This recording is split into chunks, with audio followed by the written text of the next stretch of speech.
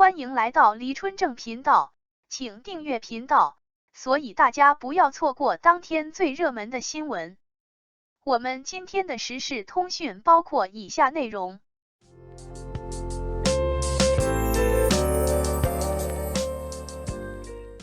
王一博之85头盔又现江湖，设计师为何仍旧云遮雾罩？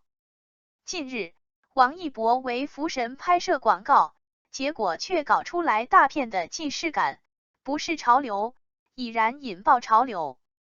而且，东家为了彰显对酷盖的宠溺，福神老板亲临现场，直接定点中国最好的摩托车赛车天堂珠海，提前将自家宝贝奥迪改装赛车，且全绿出镜，车身上85、香菜、UBO 等 logo 清晰的不能再清晰。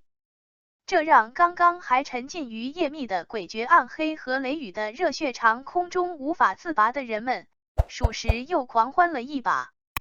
但就在这一片绿意盎然中，眼尖的人们惊奇地发现，85头盔重现赛道。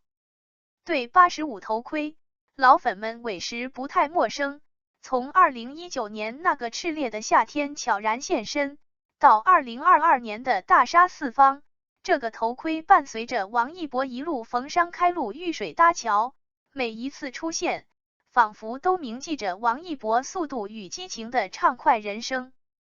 但一个疑团却从未找到答案，就是这款头盔的设计者为谁？要知道，以王一博现在在内娱的地位以及影响力，与他挂上哪怕一丝一毫的关系，都不愁不赚个盆满钵溢，更何况出镜率如此之高，商业价值如此卓著的专属设计作品呢？放着这么一大块蛋糕却至今无人认领，你说怪哉否？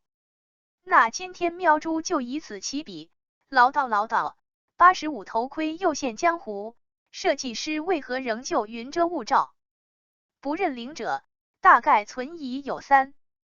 一者，此乃王一博自产自销，故没有必要兴师动众。这灵感源自王一博自我爆料，曾经在年少轻狂之时，学过几天画画。就以酷盖一贯表现出来的无师自通属性，喵猪有理由相信，此为王一博又一天赋炸裂表现。但喵猪随后就被王一博自行打脸。王一博同学不止一次在镜头前展示过自己的画工，比如画小欣欣、画小鸡吃米，当然也包括毕加索派画风，就是累瞎了喵猪的钛合金狗眼，也没有看懂是什么的东东。而反观85头盔，整体设计大气磅礴又不失高雅金贵，贴合角色又极具前卫气质，布局严谨，整合得体，非专业人士不能为之。所以，当喵猪将以上二者置于同一平面比较时，连自己都不能认同设计师盖上王一博的大印。二者，此乃设计方知识了拂衣去，深藏功与名。就是在甲方乙方洽谈时，设计方自行提出一个条件，不允许客户爆料自己的行藏，以免出现像淄博那样大火的局面。但喵猪果断掐灭了这个假设，原因很简单，如果真是甲方乙方的合同制，那么这个头盔实际上就已然转变成一个再正常不过的广告设计交稿，那么二者的约束关系既已从法律层面结束，而且这个产品很明显得到客户方的青睐，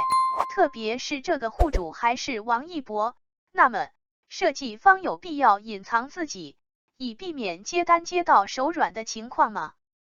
这确实不太合理。那要么就是王一博限制设计方权限，但这样做对王一博一毛好处也木有，所以酷盖才是不会管这些鸡毛蒜皮的小事呢。三者，此乃赞助商不想被人抢了风头，而强力隐匿之。参加赛车比赛，即使王一博需要赞助商，但这和一个完美的头盔设计者是完全风马牛不相及的两个单位，难不成是赞助商说了，你王一博要是公布头盔设计者，我就让你的赛程打了水漂？这得多大仇多大恨呐！放着双赢局面不去和谐，反而横插一脚，让85赛车手左右为难。况且王一博本人就是赞助商，他又怎会容得此种情况出现？所以这想想就觉得不靠谱。那么除掉上述三疑，我们就再来掰扯掰扯设计师仍旧人间蒸发的原因。一，此人必是受过专业训练，其设计水平及设计理念均属上乘。这喵朱前文已有所记述，故此略过。二，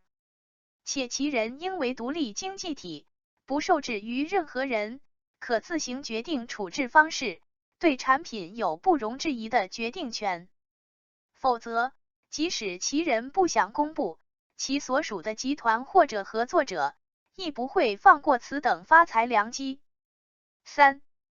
其人深谙设计之道，即设计产品其实就是抓住客户的心，以求得产品与客户心灵共鸣为上乘。所以，头盔深得酷盖喜欢，那必定是抓住酷盖心理或者对酷盖知之甚深，能将自己的画笔融合进酷盖敢打敢拼，无所畏惧的进取精神，方可形神合一。四，其隐身必是得到王一博的全力配合乃至保护。最重要一条，其人数年不现身，在全网大揭秘下依旧神秘，那么必有其不掀开面纱的充分且必要之条件。而这一切还必须要有客户的默认，否则以王一博辟谣小能手的称谓，那是分分钟就将其置于阳光下。综上所述，其人不利于领奖台前，只是他不想、不愿或不方便。所以不要去纠结设计师是谁了，就只让其化身成江湖一传说。你只需知道，有那么一个人，站在一片柳暗花明之中，默默地注视着这一切，也默默祝福着这一切就好。而吾等凡人，还是将我们的钛合金狗眼，更多瞩目王一博赛场上的英姿，荧屏上的前路吧。明迷难醒，明知而陷溺，莫操其柄，明迷可与共忧患。毕竟，当我们猜到谜底，才发现一切都已随风，而岁月已然换了谜题。感谢您观看视频。如果您觉得本时事通讯有用，请不要忘记点赞、评论和订阅。祝您生活愉快，充满活力。再见。